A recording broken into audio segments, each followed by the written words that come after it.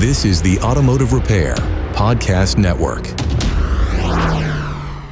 Hello, everybody. Carm Capriato, Remarkable Results Radio, and another Town Hall Academy. I have a show here today for you that I'm calling a reaction to a viral reel episode.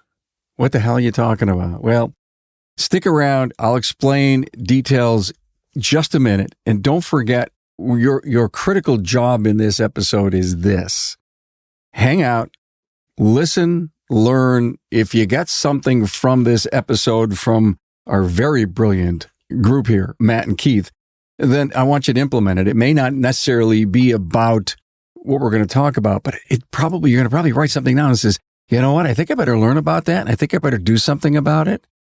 And so my challenge in podcasts that you listen to, and especially ours, is to walk away with something that makes you better, smarter, more learned. You may even laugh a little bit, because I guarantee that's going to happen. Thank you so much to our great partners. Hey, let's face it, your shop management system is the most critical tool in your shop, and NAPA Tracks will move your shop into the SMS fast lane with on-site training, 6 days a week support, and local representation. Find NAPA Tracks on the web at napatracs.com. Hey, how well does your team know their stuff? Test their automotive skills with the Today's Class Basic, Advanced, or Service Advisor quizzes. It's a quick, effective way to spot gaps and grow stronger teams. Take the quizzes now at todaysclass.com/TC quiz. You're probably tired of chasing new customers who never return. We understand. Pit Crew Loyalty ends the one-and-done cycle, turning first visits into lasting, reliable revenue. On the web at pitcrewloyalty.com. Shop owners, stop juggling multiple marketing tools. KUKUI's integrated platform, they deliver 4 times better website conversions, automated follow-up, and real-time ROI tracking. Get industry-leading customer support with KUKUI. That's KUKUI.com. Hey, get our app, ARPN.app. Whole bunch of stuff all in one place. Share episodes with friends. Create your own listening playlists. You can download them to listen when there's no internet. It's a great, great app. All the shows on the Automotive Repair Podcast Network are there. Let me introduce our panel. Look at this. Keith Perkins. Hello, Keith. How are you? Good. How are you? I'm great. L1 training, L1 automotive, L1 programming, industry educator, and ADAS specialist. Maybe that's what we're going to talk about. Member of the NASDAQ advisory board, Keith? Yeah, I'm on the executive committee. I'm the treasurer and secretary. Very good. Matt Fonslo's here, technical specialist and shop manager, Riverside Automotive, Red Wing, Minnesota. Hey, Matt. How's it going, eh? Good. ASE, subject matter expert, industry educator, and the podcast on the Automotive Repair Podcast Network, Diagnosing the Aftermarket A to Z. Guys, Keith, you and Liz were in my makeshift studio in Tarrytown, New York at the TST big event, and it was a really great episode, and we got into the details because I was really curious about how do you talk to customers about ADAS, and you were sharing some of your background, and Tracy, our executive producer, my daughter, takes this 3-minute clip of yours. We put it up on YouTube as a short, as a reel, and it's had 433,000 views. Okay. I just have it on constant loop, so half of them are probably just from me. Oh, okay. Well, thank you, Matt. Appreciate that. I just like hearing it in the background. That was nice. Nice of you.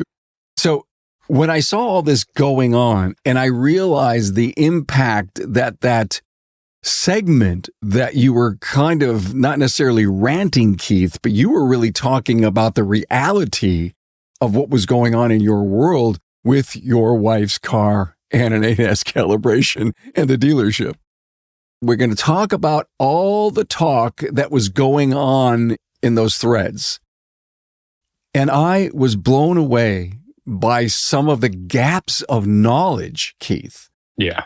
Where people wanted to come in and say, you were wrong in almost every case. Believe it, maybe it was Matt who chimed in, who was, if you will, a support partner. And all the other great people we know in the industry were saying, are you nuts? So it showed me this huge knowledge gap that we happen to have in our industry and the old do-right rule, Keith.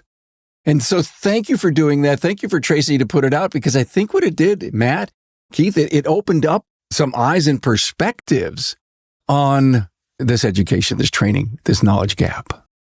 Yeah, it's the 80-10-10 rule, right? Like 10% of people will be stuck in their mind forever. They will never learn anything. They are convinced that they know everything.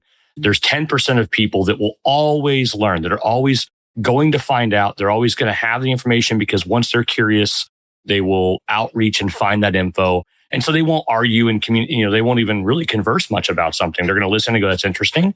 Think to themselves, I need to go find out.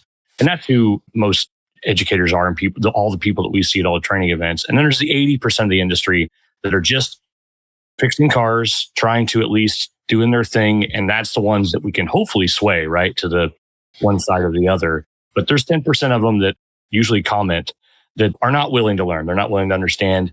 And, I saw two parts of that. There was that 10% talking about that. And then there were some that didn't closely pay attention. It was a soundbite. Maybe that's part of what happens with reels. They didn't realize that was actually 4 to 5 minutes of time, I believe, it happened.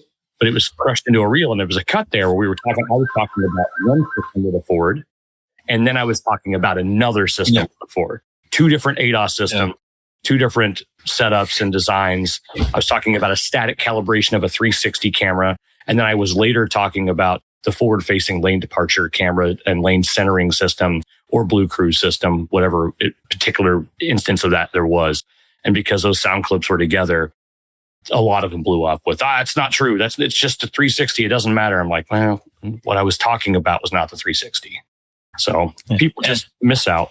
That was exactly the talking point I was going to bring up, is that there seems to be confusion about what he was talking about. And it could have been the editing and all that.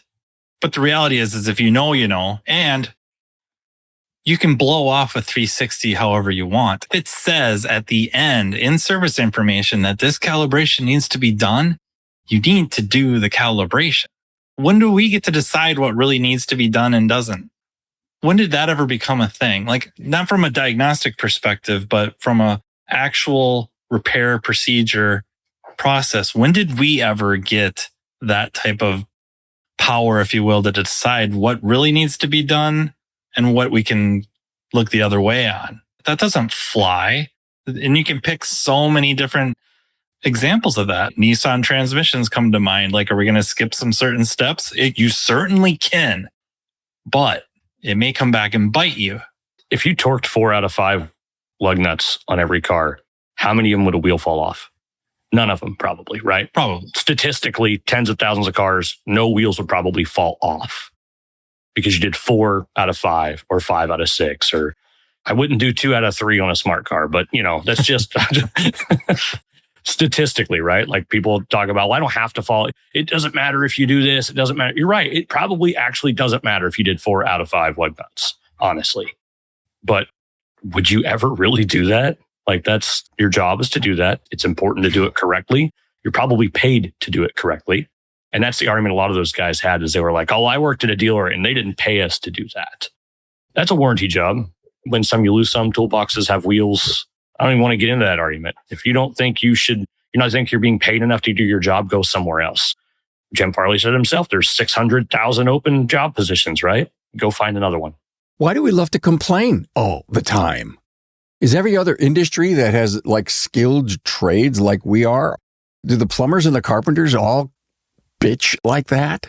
That could be such a rabbit hole, but yes, they do, especially the ones that take their jobs very seriously, because there is minimum code.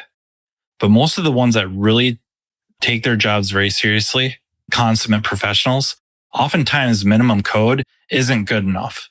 Yeah, they do complain. It's a little bit different in licensing and all that, and that's probably a subject for a different episode. But Matt, based on all the stuff that came out, is our gap in our industry way too big? The knowledge gap? The knowing doing gap? Is it way too big? That's hard to answer because just the nature of what we do has so many ranges and levels. Like, who should know? In this case, it's inexcusable, specifically with forward-facing cameras, inexcusable because it's right in service information. Keith linked it. He talked about it in the short, where to go to find it. On Google, by the way, not just a paid service information. I double checked. I Googled it today. You could still type in Ford job ADAS and Google it, and Ford Crash Parts website comes up, and it's the actual PDF from Ford service information for free $100. I'm kidding. It's free. I just Googled it and found it. That's what I'm saying is like, it's inexcusable. I agree with Matt on that. It makes no sense. If you're like, well, I didn't know it was there. Well, then you shouldn't work on the system. If you're not trained in it, I don't know. There was a comment that said, 35 years as a master tech, I've never reprogrammed a camera after doing an alignment. It's like, was that the actual words? I don't want to beat you up on this one, Carm, but if he said he's never reprogrammed a camera, well, you wouldn't reprogram one after you did an alignment. You would do a calibration, because a calibration, a configuration, an initialization, a programming event are all different things, but they are conflated together. I think those were the real words. I think Trace pulled them off. He probably, and very probably. That's why I didn't want to try to correct it if it was your words. And No, but you just brought up something huge: reprogramming versus calibration. Yeah, totally separate ordeal. The vehicle in question that we took was a 19 Lincoln. So a bunch of the other comments I saw that's a dynamic calibration. That's not even static. He doesn't even know what he's doing. Well, since no one looked up the service information, that was a 19 Lincoln. It has a static calibration only. There is not a dynamic calibration for the 360 camera on that car. The lane departure and lane camera or lane centering, or what it depends upon what system we're working on that 19 Lincoln, it just has lane departure assist or lane keep assist, whatever acronym you want to use. I think Ford uses LKA, lane keep assist. Just to check, since I have the document up from Google right in front of me, I'll just quadruple check here. Lane keeping camera, that's the component, and the lane keeping system. So on the LKS, it is a dynamic calibration. So those were the two systems we were talking about in that video. That's the issue. And a replacement of one of those components requires probably not even programming, to be honest. It probably requires coding, which is typically done through an as-built or programmable module installation function on Ford specifically. That's their terminology. But that is coding and configuring that module. It already has software in it. Now, there may also be a software update that is a programming event, but replacement of that front camera actually required a LIN bus initialization and not a PMI. And so that's what I spoke about in there. I thought it was really entertaining that there was so much either confusion with the car, and a lot of it was they watched the soundbite and they didn't watch the video. And if they watched the video, I talk at great lengths, even when people don't want me to. And so, to quote a movie there, Matt, in case you can figure that one out. A little dogma action. I gave the whole story, and what's crazier about that story, and you guys know this, since that video came out, that car has been rolled. Yeah. My wife and both of my daughters were in that car, and that car got rolled, and it saved their life because all of the safety systems were thus calibrated. Somebody said, well, then do it yourself. I did after that.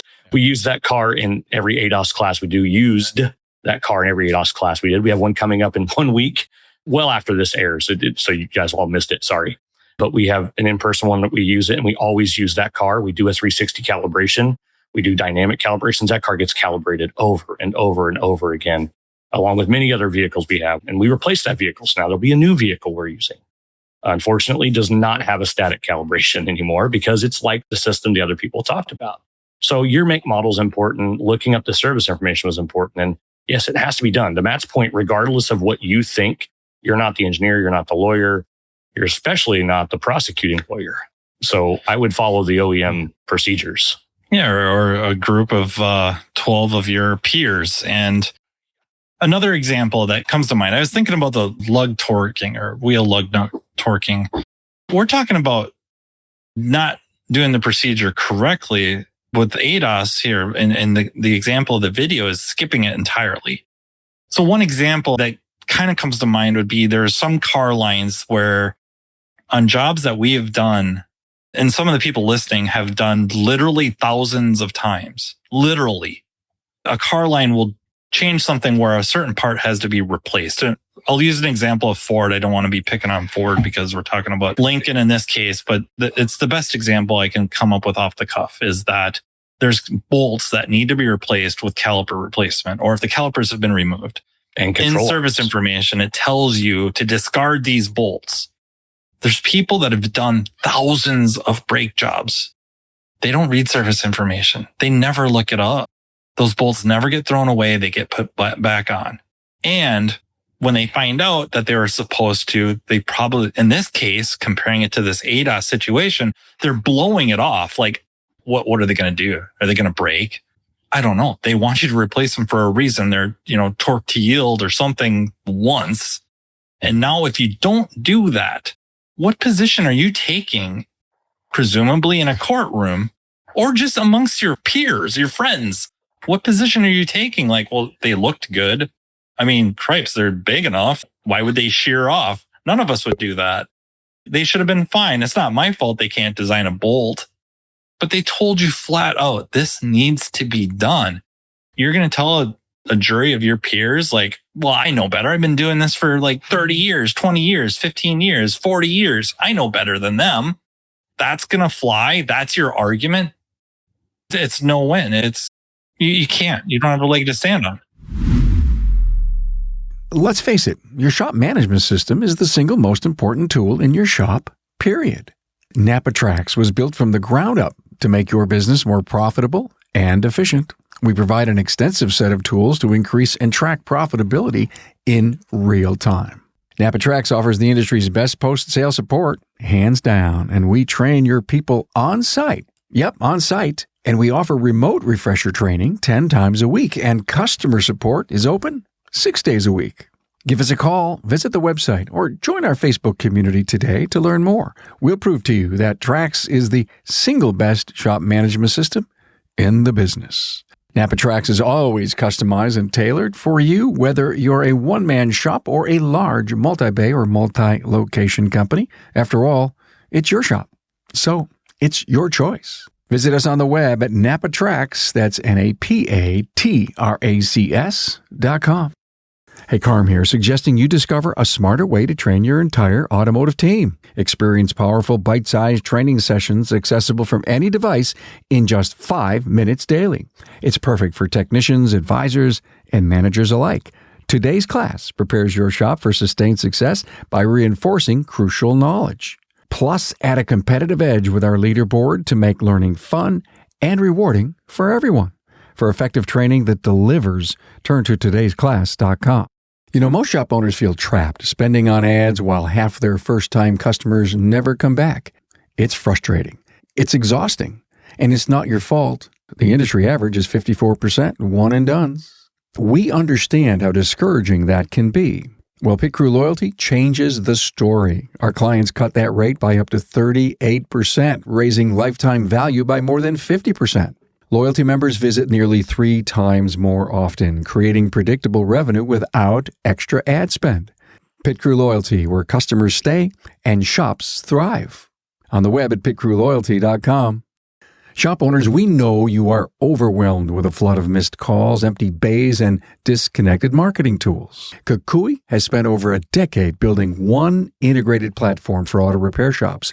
One login, one dashboard, and mobile-first websites that convert 4 times industry average. Smart, innovative CRM with automated follow-up, 24/7 online booking, and real-time ROI tracking. With 900-plus years of combined team experience, we fuel the growth of 2,200-plus shops and have influenced $3 billion in revenue. Stop working harder. Start working smarter. Get industry-leading customer support and book a demo with KUKUI.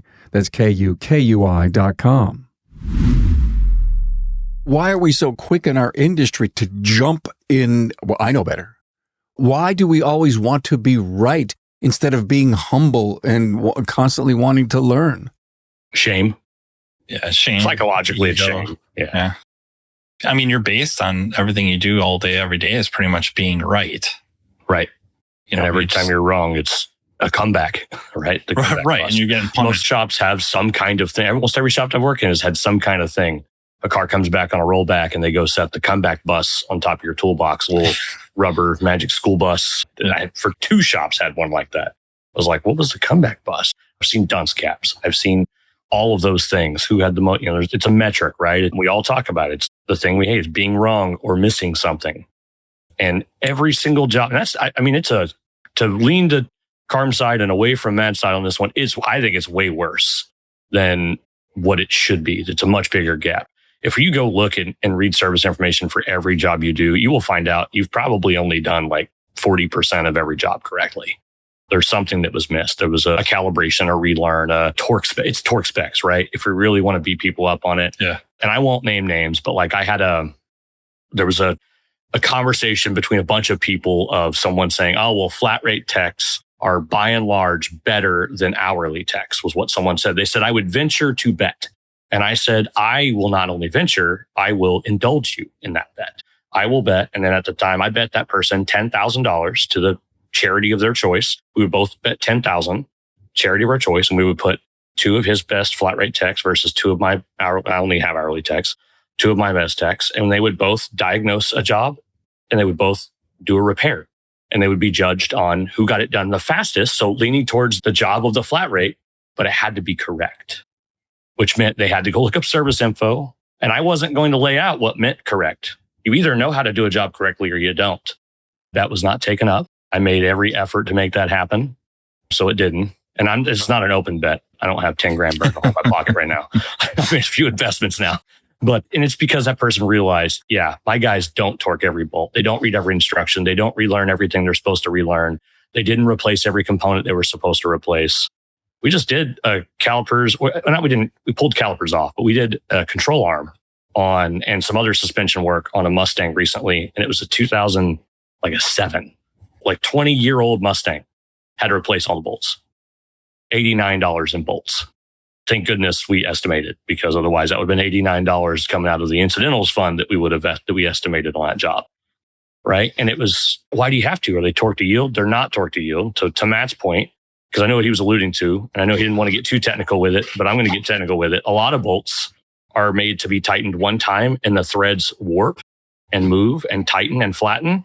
And the breakaway torque of that bolt after it's torqued one time is what was it? I think 68% higher was the number. That there's a test that everyone passed around for a while. A bolt that's made as a one-time use bolt torques and the threads fold, and then the clamping force is that force, but only one time. Reduced. Yep. And then the next time you try to reuse that bolt, because the threads are already warped over, it doesn't have the same clamping force. So the torque that you would install it at actually isn't correct. And there isn't a way to replicate that because of the stretch of the threads every time. So a lot of bolts are made that way. General Motors does it too, not just Ford. Every manufacturer has many one-time use bolts, some torque to yield and some not torque to yield, but some one-time clamping force. So it's important. And there's a reason why. And there's always a reason why. If there wasn't a reason why, you got to think this manufacturer is factoring in, we might have to do this under warranty. What is it going to cost us? So the plan is to make the car last 36,000 miles or whatever the warranty is, right? Everything beyond that, you can argue that they made that spec up just to get it out of warranty, or they set that to get that, J.D. Power Associate Award for the lowest cost of ownership in the first 90 days or first 2 years or whatever award they were trying to get. You can come up with all those examples if you want, but there's a reason for all of it. And it's always weighed on safety and cost. If I want to make the devil's advocate argument here, well, they only said that because they want to sell more parts or they want to do more work. 78% of every repair of a vehicle outside of warranty is done at an independent shop, not at the dealer. So they're trying to make us more money? Okay. Oh, that would be nice. I agree with you. I'll take it. So there's a reason. Our job is to follow OEM procedures and fix cars right the first time and to fix problems. And most of the time, that problem is a car. Regardless of what your reasoning of how long you've been doing something, your argument of authority doesn't work. It doesn't matter. I'm not going to take it. Guys, let me jump in here and talk about static and dynamic, which you guys, of course, brought up. Are we, as an industry, say, it's probably dynamic, so I'm not going to worry about it? Has that clouded the issue? Keith probably has a better take on this. I still think they're basing it off something they've seen, read, or heard in a class, but they take it to an extreme, meaning that there is a little bit of self-learning going on even after a calibration, but then they assume that if I drive it long enough, it will recalibrate itself. And that really hasn't shown to be the case. No, I agree with Matt on that one. There's a massive shift towards vehicles having both options, static and dynamic. I'm seeing more dynamics than what I've seen before. The problem I see is a lot of manufacturers are not going to make everything all dynamic, mostly because not everywhere in the country, everywhere in the world do they fit the infrastructure of what's needed for that. A lot of them you have to drive. I taught an ADAS class in Brooklyn, New York. And so I said, now this car we have to drive. And I read the specs on this Suburban of what it was.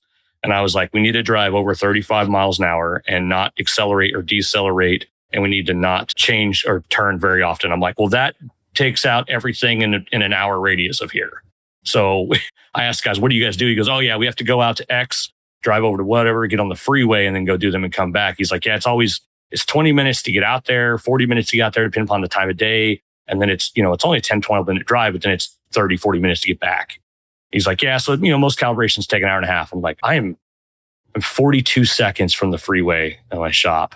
And it takes maybe 8 minutes to do a cal. Like our test drives are like 25, 30 minutes total calibration time. Calibration time away from the shop, stop, clear codes, check all the things, any other post calibration, key off for 2 minutes. Like a lot of them say, key back on, then drive the car back testing the system. It's, 20 minutes. It changes things for a lot of places. So I see that back and forth. And a lot of guys say that about dynamic. They're like, oh, well, I just have to drive it. No, we still have to hook up a scan tool, initiate a routine in a module that goes through a process inside the module, and it comes back with feedback. They're missing out on a lot of that stuff. But yes, to Matt's point, cars do have adjustments in calibration, but it's not a calibration. It's an adjustment, some self-learning, machine learning that happens to quirk for suspension sag, tire wear, those kinds of things. Does the normal public who owns all these great vehicles really appreciate the high-tech industry that we're in? I don't think they ever have. No. Matt, that's a perfect answer. I mean, I don't think they ever have. I don't think they ever really know. And no. I keep thinking about this skill gap thing or knowledge gap you brought up. And like, I'm wrestling with that. And yeah, depending on, not to make this just all about like a relative statement, but what does that mean? Part of it is if we're talking about the truth, like how something really works, the gap between the vast majority of the profession versus how something really works, that gap is, it's huge. And it's even larger going to the vehicle owner. That's a topic you and I have talked about quite a bit with information asymmetry and credence good service, stuff like that. That's what it is by definition. So I don't know that they've ever really appreciated it as cars have gotten more and more complex. I think they kind of know they're complex, but they're also under the delusion, which maybe sounds a little more condescending than I'd like it to, but they are under the impression that we have very sophisticated equipment that plugs into these vehicles and tells us what's wrong with the car. All I keep thinking about is I don't have ADAS calibration equipment. And so it's really kind of easy just to ignore it. Talk to the hand, the face ain't listening. Just send them down the road. You can send them down the road. Just send them down to the road to somebody that has some ADAS calibration equipment. Yeah. That's my point. My point is that the owners of ADAS calibration equipment either aren't marketing themselves to a local community and say, hey, listen, when you got to be there, I'm here for you. And because it is such a big buy to want to get that equipment in the right environment to put it in, maybe that's where we're getting lazy and have an attitude about calibrations because I don't want to do them, I don't want to afford it, and I don't want to go down to my buddy down the road. That's greed. It's all greed. And this is where like a lot of shop owners hate the point where I talk about this. But you do tie rod ends and ball joints and drag links and stuff if you don't have an alignment machine. And if you do, you probably partner with an alignment company to do that, right? Because that's part of the job and you have to do that and it causes a problem with the customer. And we have a lot of guys have that same argument. Well, I've been doing this for 30 years. I said at ETI and they had a panel where there were two or three shop owners. I remember how many there was up there. It was a couple of years ago. And they sat up there and these were guys that were representing me. I'm in the audience and just listening to the panel. And they said, one of the guys said, well, I went and talked to my master tech and he's been doing this 20, 30 years. Again, he starts his conversation with the argument of authority of I've been doing this long or my technician's been doing it that long. I'm sorry. We all have the same amount of time experience on ADAS if you've been in the industry that long. So it doesn't matter. They didn't have ADAS 30 years ago, not as we know it today. Right. The first ADAS car with a LiDAR radar component that we know of is a 1992 Mitsubishi, only in the Japanese domestic market. And it was a LiDAR system for advanced cruise control. And it was only done in 2 years because it was a $4,800 part on a $28,000 car in 1992. It was crazy. So realistically, since the mid 2010, 12, 13, 14-ish, when it really started to come into its own, we've all been working on cars those 10 plus years. So who cares how long you've been doing this?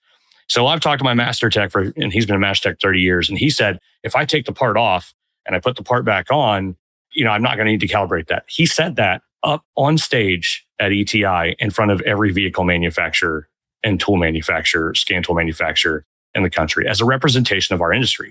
Then the guy next to him said, yeah, we don't really work on Teslas very much because we can't get access to the information. This was after it was released for free. Again, this is my Tesla has it for free. If viewers don't know, you can go to epc.tesla.com, go to the diagnostics tab and stuff, make yourself a free account and get free access to service information for free for Teslas from Tesla. It's there. So this is who represented us. And it's constantly a battle of ignorance. So when I talk to these shop owners about the equipment and stuff, they go, well, I don't see the profit in it. I don't see the profit in me having business insurance, but it's required for me to run my business and do my job right. Most shops don't see a profit in their alignment machine. The profits in the repairs equating to that. It's exactly the same thing. If you're going to do X repair that requires it, if you're going to change tire size on a Ford vehicle, it requires a forward-facing camera alignment when it's done, which means you need to be able to do that. And there's no tools for that one. Besides the scan tools you probably already have. You've got to set the vehicle up, press the routine, drive the car till it's done. Hey guys, Matt, Keith, how many shops in America do you believe have alignment equipment? 80? No. Like percent? Yeah. No way. It's probably closer to 50. Yeah, 50 or less. I'm debating if it's lower than 50. To your point, we're shortcutting. Yeah, they're shortcutting because they don't see the profit in it, so they just decide not to do it rather than realizing they don't have the ability to complete the job or hold the customer to completing the job. And then they still do part of the repair and then say it's complete and give the invoice to the customer and collect money and the customer goes away. They don't go, look, we can change the tire size in your vehicle, but when you get done, you're going to have to go take it somewhere to get this calibration done. And we don't do that. As much as I don't even like that part of it, and it's going to offend a bunch of people, I think if you can't do a complete repair on the car, you shouldn't do it at all because you're probably not knowledgeable enough. And that's just how it offends people. I'm sorry.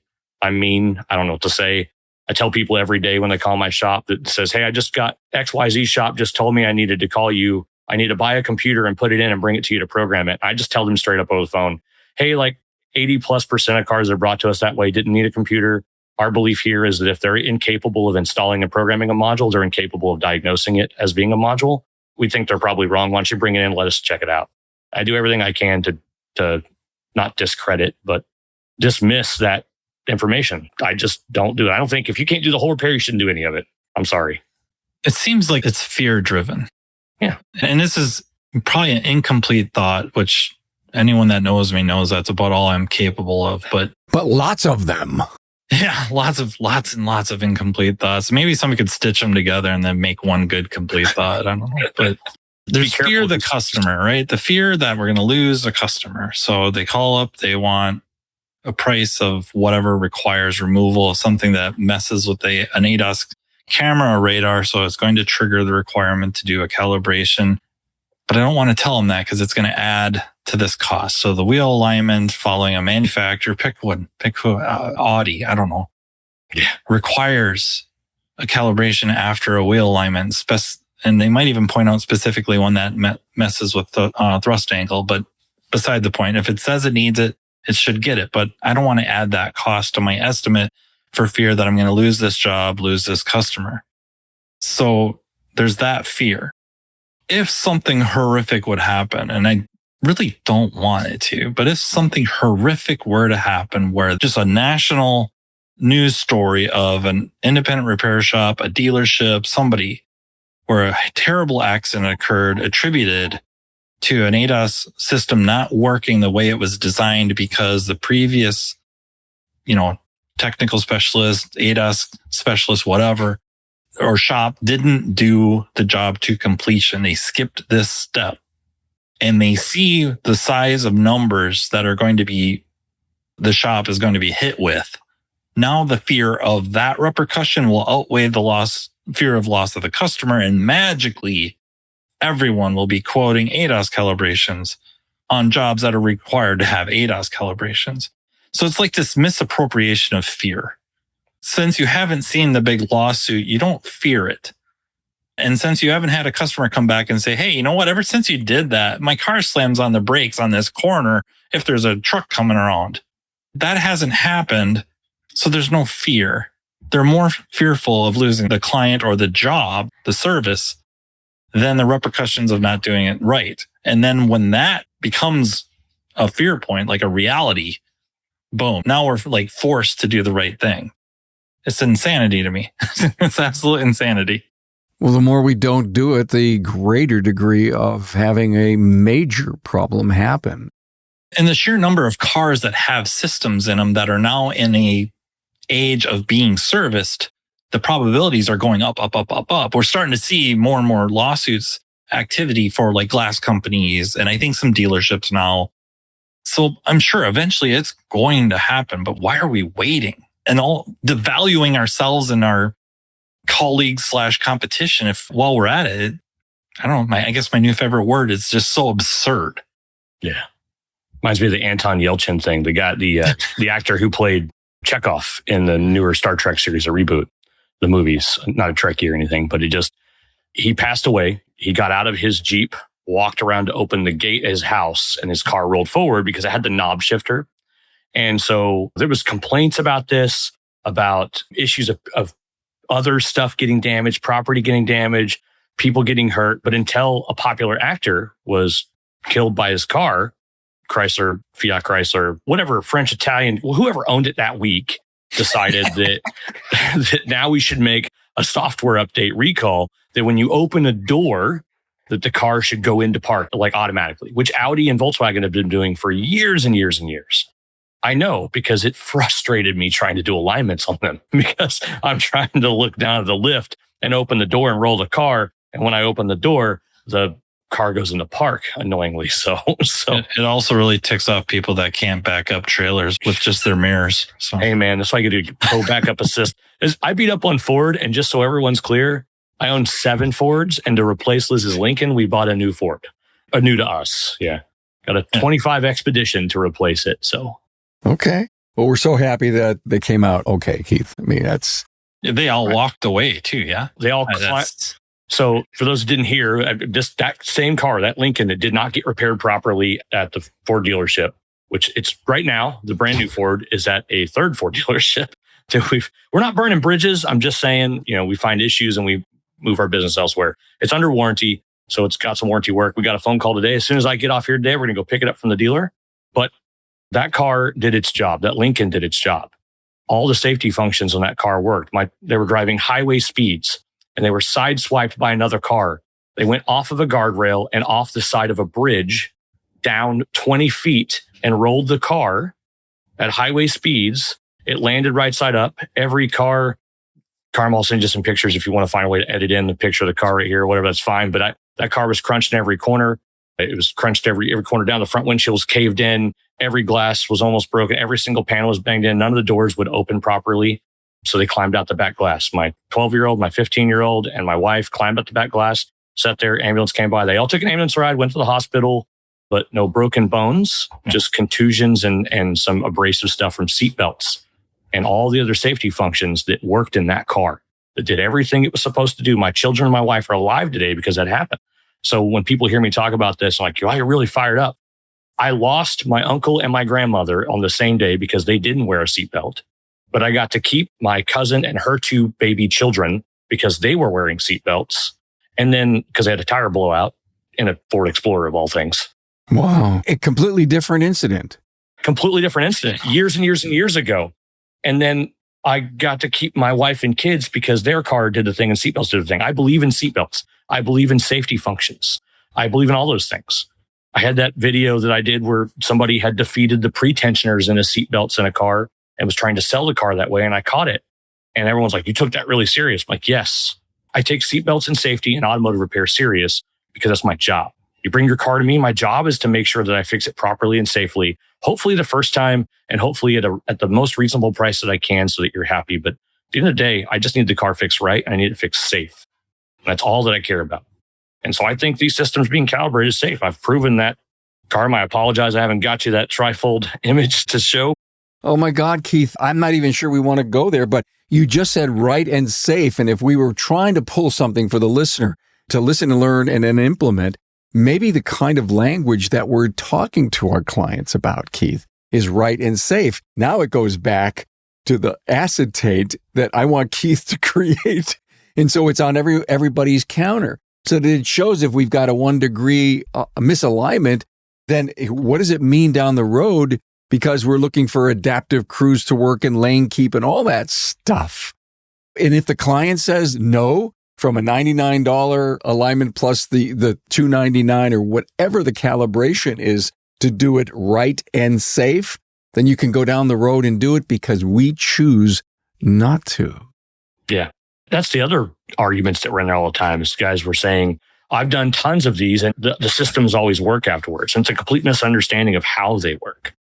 They think that, well, I pressed the button and I came up to a car and the car slowed down. It worked. And that's where that math came from, Carm. That's where it's showing that the thing of 1 degree of alignment at half of the distance of a capable long-range radar, so at about 125 meters, which for those that know the joke is about 781.25 Nathan's hot dogs, just so we're clear, in freedom units, not tyranny units. That's why we make that measurement that way. So the automatic emergency braking system has a 52% reduction in distance if the radar is 1 degree off in a single axis. So that's why it's so important to calibrate. It works. It still works. It just doesn't work as designed. And 52% might mean the difference between rear-ending someone and not. Yeah, or fender bender and helicopter ride. Yes, exactly. So, and that's why I, like Matt's point, the fear part hasn't got there yet. I don't want it to take another actor's death and we ignore a bunch of less popular people, their damages, their injuries, their whatever, or the risk that's involved. I don't want that to be the case. I would rather us just do it right now. And that's why I don't understand. I'm in the same boat, Matt. Yeah. Why are we waiting on that fear versus the other fear when neither one of them are right? We need to just do right regardless. If you go to like the NAPA EV class, right? Bill Weaver, he's going to spend a fair bit of time talking to you about personal protection equipment. He says something that we probably should use more often. And it works for insurance too. We buy insurance. We don't need that stuff. We don't need the PPE. We don't need insurance, all that on good days, on our normal days. Mm-hmm. We need it on our worst days. And that's when we need all this stuff to work. And not just us. I need this stuff to work for my client on their worst day. Yeah. That's when it's got to work. Not day in and day out. Like when they need it, I need it to work. That's when I want it to work. Hopefully they're paying me to stack the probabilities overwhelmingly so that when they need that on their worst day, it's going to work as designed. I want to stop and show you. This is a video, and I am so upset that I never took a picture of. You see that stand-up sign behind us? Great friend, Scott Felser's wife, Ann. He just put in a brand new building, a brand new ADAS system. You can see it's a kind of a flat lift. And behind it, on that, is all the different calibration reasons, Keith. And he has that sign. We had like 25 independents there to look at his system, but that's in the front of his lobby. So when they need to talk about calibrations, they can literally almost walk up and, if you like a weatherman, right, to point to all those kind of great reasons. So there are ways to do this stuff, and there are reasons to do this stuff, and there are ways to sell this. I'm crazy about the lack of, and I keep going back to my favoriteest word, professionalism. I'm sorry, I'm not saying if you don't care, you're not professional, but then what is professionalism? Exactly. I'll say it. Oh, if you don't care, you're not professional. Carmen doesn't want to say it. No, I do want to say it. I've been writing articles. I've been preaching about it. I want to give a person a chance to say, I need to step up. I need to be more professional. I don't want to slap someone down. I'd love to hear the reasonable argument for not doing it, but I'm open to it, but I'm also probably not. the reasonable arguments that it might not need it, but you can't know it unless you do it. Yeah. We have no other way of determining the accuracy without doing the actual calibration. So by default, you're doing the calibration. That is the right thing to do. That's probably the biggest argument I hear is when they put one together, they go, well, I went and drove it. And again, it worked and it worked how it was supposed to. I'm like, well, you don't know that. Like, you really don't know. You didn't test the automatic emergency braking system. I know you didn't. Nobody can walk away with a clean pair of undershorts and do that. I've noticed that the big glass company that has the commercials on all the time, they were talking about calibration about a year ago and it kind of went away. And now their wording is coming back that we can and will calibrate your vehicle. And again, I always like to say the words back to OE specs, original equipment specs, manufacturer specs. And if people who are getting a new windshield put in are told that there is a calibration step along the way, why would, the millions who watch and bump into those commercials aren't impacted by then the language that we're using at our professional counters that, oh, it's just a commercial. No, you're talking about calibration. I've heard that before. Interesting. It's like a lot of stuff, right? All you do is keep educating, you keep bringing it up, you keep doing the work and charging for it. It's like programming, right? Years ago, if you replaced a module, depending on what it was and depending on how far back we want to go, maybe there was a PROM exchange or an EPROM, exchange, but you plugged it in and it worked. And then maybe there was some theft learned that added some time to the replacement. Maybe that was factored into the R&R of the module. Maybe not, whatever. But you most likely talked about it. And then we had to start programming. Like, we had to upload some sort of firmware to this module so that it would work. And you'd have to charge for that. And for a while, customers are like, you got to be kidding me. This has never been the case. But over time, now it's just an accepted part of the invoice, or I should say estimate, that we hand them, like, need to replace this module. We're going to program it. Got a series of these relearns or calibrations or adaptions, whatever terminology you want to toss out. Same thing is going to be with the ADAS calibrations or whatever services would trigger a calibration of a certain camera radar system. Has to be done. And I guess we'd just like to see it more unified. What's disheartening about that video is separating who's not in the industry making these comments like, oh, that's stupid. These cars are too complex, or that's why I drive a 1950 something, or whatever their argument is. But then who are the professionals or supposedly working in the industry presenting themselves as professionals who are contradicting what we're saying? And that's a big problem. That's a frustration point of mine, where it's bad enough you don't want to do this. It's bad enough you legitimately don't think we should do this. But why are we running down the tech, the shop, the mechanical specialist, ADAS specialist that wants to do it the right way? Like, where's the logic in that? It's because they're not capable. They don't understand why. So they decide, well, since I don't know how to do it, I'm going to make fun of the guy who can. Yeah. Right? Think about it all the way through. Everyone's got that story of all the way through high school or whatever. They were picked on for being the nerdy kid, the smart kid. Like, that's because the other guy was dumb. So he was jealous of you. Same thing. Nerds rule. I'm sorry. That's just how it is. International Nerd Day, otherwise known as International Boss Day. Thank you for this. I know we could go on forever and ever, but, and who knows, maybe Tracy could find some segments of this we can put up and get another 433,000 views of a reel like this. But I look at the perspective that you brought to this and your point of view to continue this story around the professionalism and the knowledge gap that exists out there. And I wanted to do this soon after all of that stuff transpired so we can get it out there again. And maybe we can change some lives, change some people's careers, change how our perspective to the motoring public, our clients. I think Keith, your company, Matt, your company, and so many other top performers, they get what's necessary to involve our client in this experience of keeping their car reliable and safe and long term. And we're here to help. But that negative press and the social media junk that exists out there pulls down so much of the good stuff that we do.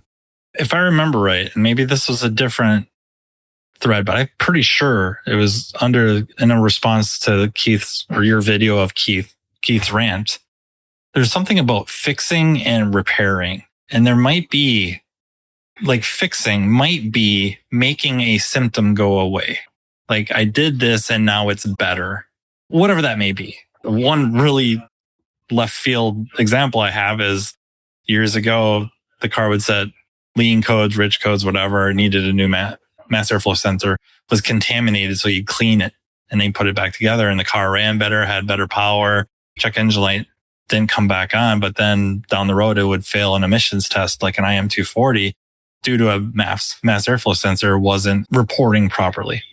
Okay. So that would be a fix. Cleaning the mass airflow sensor is a fix. The repair was replacing the mass airflow sensor.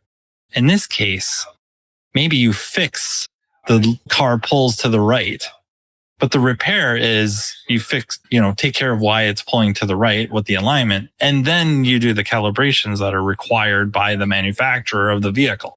I'm with you, my friend. And in my language shift, the ADAS specialist really should be called a calibration specialist, because I think the word calibration has much more weight to the motoring public than ADAS, because a lot of people, maybe they're learning what ADAS means, but it doesn't mean a whole hell of a lot to our client. But calibrating the vehicle back to OE specs, we're going to give it to our calibration specialist. Well, that's pretty darn powerful. It's like going to the urologist, says we're going to fix that problem for you. Wow. Keith Perkins from L1 Automotive, L1 Training. Wow, Keith, thank you so much for being here. Matt, you too, because I know you guys are so busy in a million different things. Please say hello to Liz and the kids for us and wish them our best. Matt Foslow from Riverside Automotive Red Wing and the Aftermarket A to Z podcast, Diagnosing the Aftermarket A to Z podcast on the Automotive Repair Podcast Network. Guys, thank you so much for this follow-up discussion. It was pretty good. Appreciate it. Thanks for having me. Thank you. Thanks for being on board to listen and learn from the premier automotive repair business podcast, Remarkable Results Radio. Get your episodic education on the ARPN listening app at automotiverepairpodcastnetwork.com. Also enjoy the podcast on our Carm Capriato YouTube channel. Carm is all for advancing the professional automotive service industry. Until next time.